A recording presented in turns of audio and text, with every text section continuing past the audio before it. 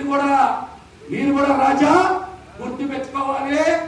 YS Sharmila గారికి జగన్మోహన్ రెడ్డి గారు గత 10 ఏళ్లలో 200 కోట్ల రూపాయల డబ్బులు ఇచ్చారు, నగదు ఇచ్చారు. మీరు తెలుసుకోవాలి రాజా. ఈ అంశాన్ని తెలుసుకోకుండా మీ ఇష్టం వచ్చినట్టు మాట్లాడితే కుదరదు. చాలా ఆస్తులు కోర్టులో ఉన్నాయి. రిలీజ్ అయిన తర్వాత న్యాయబద్ధంగా వారికి ఇస్తానన్న వాటా ఇస్తానని పదే జగన్మోహన్ రెడ్డి గారు చెప్తా ఉన్నారు. మీ గొంతు పెద్దదైనంత మాత్రాన, మీ మీడియా పెద్దదైనంత మాత్రాన నిజాన్ని మీరు ఎల్లవేళలా కప్పి పెట్టలేరు. ఈ విషయాన్ని నారా లోకేష్ గారు కూడా తెలుసుకోవాలి. షర్మిల గారికి ఎంత డబ్బులు ఇచ్చారు 10 ఏళ్లలో? ఎంత? అది కూడా నగదు రూపంలోనే ఇచ్చారన్న విషయాన్ని రాజా తెలుసుకోవాలి. నారా లోకేష్ గారు, మీరు ఏనాడైనా మీ మేనత్త గారు ఎవరికైనా సరే హెరిటేజ్ నుంచి మజ్జిగ ప్యాకెట్ ఇచ్చారని ప్రశ్నించండి. మీరు అందరూ కూడా హెరిటేజ్ నుంచి మజ్జిగ ప్యాకెట్ ఏ రోజు ఇచ్చారా? కానీ జగన్ గారు వారి సోదరికి 200 కోట్ల రూపాయలు నగదు ఇచ్చారన్న విషయాన్ని మీరు నొక్కేస్తే, దాచేస్తే అటువంటి నిజాలు ఆగవని కూడా ఈ సందర్భంగా తెలియజేస్తున్నా. మాటికి జగన్మోహన్ రెడ్డి గారిని ఎవరు మాట్లాడుతూ ఉన్నారు? ప్యాలెట్స్ లో ఉంటారని చెప్తా ఉన్నారు. ఆయన అక్కడ కట్టుకుంది ఎకరం 20 సెంటుల్లో. అందులో పార్టీ కార్యాలయం ఉంది. గతంలో ప్రభుత్వం ఇచ్చే కార్యకలాపాలు అక్కడి నుంచే నడిచినాయి. 5 ఎకరాల్లో ఉండేటువంటి వ్యక్తిని ప్యాలెట్స్ లో ఉన్నారంటారా, పూరి పాకలో ఉన్నారంటారు కూడా మీరు మాట్లాడాలి. అమరావతిలో 5 ఎకరాలు భూమి కొనుక్కుంది ఎవరు? చంద్రబాబు నాయుడు గారు 5 ఎకరాలు కొనుక్కుంటే ఆయన ప్యాలెస్ కట్టుకుంటాడా? ఇంకెవరైనా ప్యాలెస్ కట్టుకుంటారా?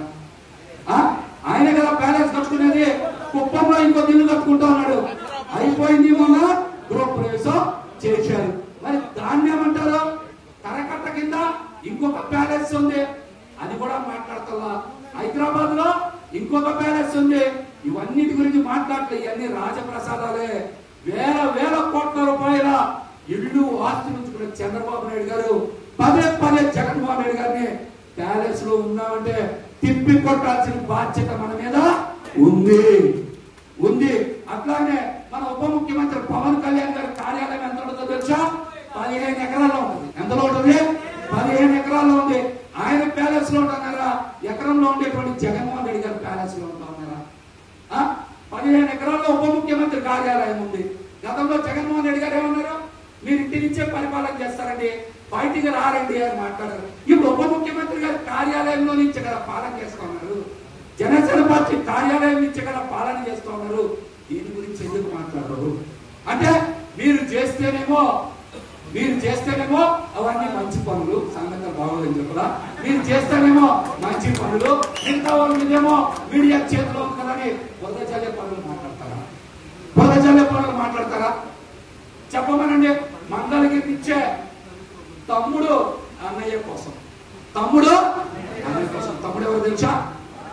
ఎవరు అన్నయ్య? ఎవరు తమ్ముడు అన్నయ్య కోసం ఏం చేశాడో తెలుసా?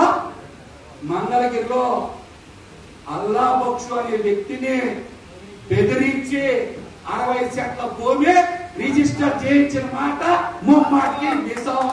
అల్లా బక్షు ఫైల్స్ గురించి కూడా తర్వాత మాట్లాడతా. ఇది సందర్భం కాదు, అందుకని చెప్తా. తర్వాత ఖచ్చితంగా మాట్లాడతాం. అల్లా బక్షు ఫైల్స్ ఎవరు తెచ్చారు? అన్న మీద ప్రేమతో తమ్ముడు అల్లా బక్షు చెప్పముందే నేను చెప్తా ఉన్నాను. ఆ ఫైల్స్ గురించి కూడా మాట్లాడతాం. మాట్లాడతాం.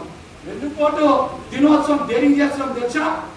వైఎస్ఆర్సీపీ పార్టీ చేస్తారా, జగన్మోహన్ రెడ్డి గారు చేస్తారా? ఇది 5 కోట్ల మంది ప్రజలకి వెన్నుపోటు పొడిచి సంక్షేమ పథకాలు ఇవ్వకుండా, అభివృద్ధి చేయకుండా 1,25,000 కోట్ల రూపాయల అప్పులు చేసి 5 కోట్ల మంది భవిష్యత్తు మీద దబా 6 సార్లు వెన్నుపోటు పొడిచినందుకు జనసామాన్యం తరపున వైసీపీ సైన్యం, జగనన్న సైన్యం చేస్తున్న పోరుబాటే వెన్నుపోటు కార్యక్రమం కూడా తెలియజేయండి.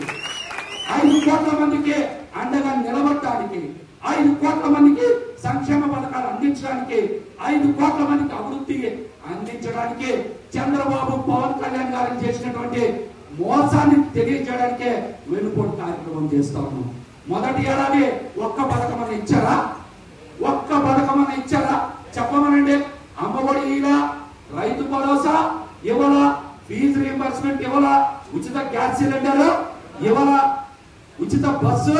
ఇవాళ ఏమి కార్యక్రమాలు ఇవ్వలేదు కదా.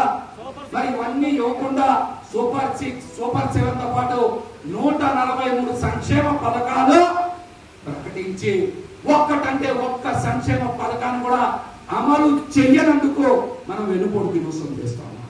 వెన్నుపోటు దినోత్సవం చేస్తా ఉన్నాం. రాష్ట్రంలో ఒక్క రూపాయితో కూడా అభివృద్ధి కార్యక్రమం చేయకుండా 1,25,000 కోట్ల రూపాయలు అప్పు చేసినందుకు వెన్నుపోటు దినోత్సవం చేస్తా ఉన్నాం.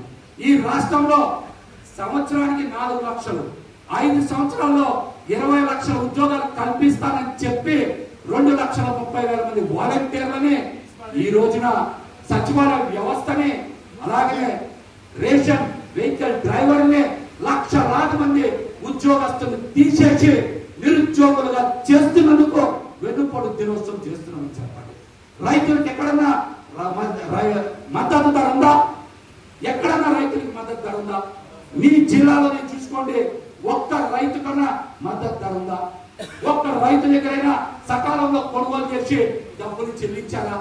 ఇవేమి చేయలేదు కాబట్టి రైతులకు అండగా నిలవనందుకు, రైతుల్ని మోసం చేసినందుకు, రైతులకి రైతు భరోసా మొదటి సంవత్సరం ఎగ్గొట్టి 2వ సంవత్సరానికి కూడా ఎగ్గొట్టడానికి సిద్ధంగా ఉన్నారు. కనుకనే రైతుల తరఫున మనం వెన్నుపోటు దినోత్సవం చేస్తున్నామని చెప్పండి.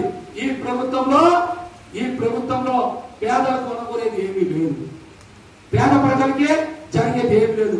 అంతా పెట్టుబడిదారులకి, పెత్తందారులకి.